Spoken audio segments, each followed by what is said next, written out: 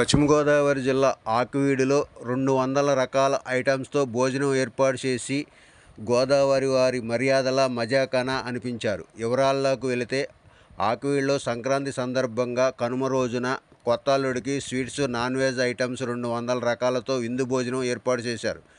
ఆకివీడుకు చెందిన జనసేన పార్టీ రాష్ట్ర programmes committee కార్యదర్శి తోట శ్రీనివాసరావు వాసు కొత్త అల్లుడికి 200 రకాల ఐటమ్స్ భోజనం ఏర్పాటు చేసి గోదావరి మర్యాదలు రుచి చూపించారు.